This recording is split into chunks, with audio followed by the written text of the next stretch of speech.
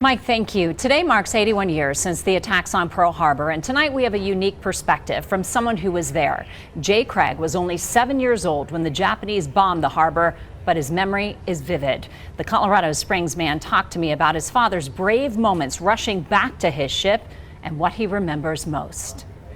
So this is Dad. Jay Craig was just a little boy when his family moved to Hawaii to be with his father. His dad, the captain of the destroyer, the USS Selfridge in Pearl Harbor, was concerned they were coming, but his mom wanted an adventure. You know, my dad had been telling my mom for years the Japanese are going to, in their expansion, they're going to have to involve us in the war, and they're most likely to bomb Pearl Harbor. Dad knew it. Dad knew it. A little over a year later, the Japanese did attack Pearl Harbor. His family all at home, just starting their day. My ritual as a kid was to vie with my sisters to see who was the first to get outside and grab the newspaper so we could read the funnies. We didn't get a newspaper that day, and it was getting late, and I was wondering what was going on. And there was this noise outside, so I went out front into the yard, and when I got in the yard, I looked up over the mountain ridge, and there are these little puffs of smoke. So I said, oh, that's anti-aircraft fire. What are they doing, having a drill or something? And then I saw two planes to the south, and they were in a dogfight. Moments later, Japanese planes were flying towards their home. I waved, and the lead bomber dips his wings in the international salute of hello. And as they fly over, I'm looking up, and it's not much more than 35 or 40 feet above my head. As soon as they had passed, my neighbor came running out of her house, and she had those curlers in her hair and her bathrobe on. And she said, Johnny, Johnny, go tell your dad that the Japanese are bombing Pearl Harbor and that it's not a drill. So that's when I ran to the house, and Dad was in his golf clothes. He had his pistol belt with his Navy .45 caliber on his hip. So I thought, okay, this is serious business. When Dad leaves, do you have an awareness that you may not see him again?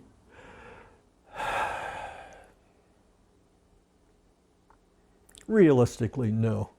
I had so much confidence in my dad. His father did return, unharmed, 5 days later. His father's destroyer hit by only one bullet. No casualties. When he got home, Craig says his father immediately took him back to the harbor. His first memory, the Oklahoma on her side. There were crews cutting holes in the hull, and there were other guys with hammers slamming the hull and then listening for people inside the ship to hammer back. You see,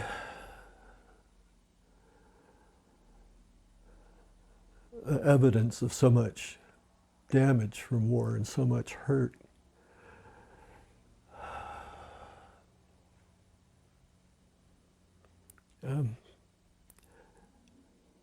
That got my attention.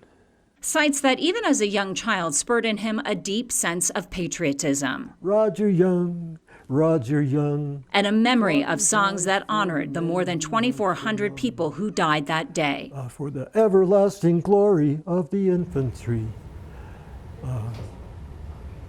He told me his father's mission as that attack happened was to find the Japanese carrier fleet, but they were already steaming away by the time he went looking for them. But he says his father's battle report that day indicates the crew on the destroyer was able to shoot down 4 enemy planes. The report read in part, the conduct of no one officer or man can be considered outstanding because the conduct, cooperation, coolness, and morale of the crew as a fighting unit was superb.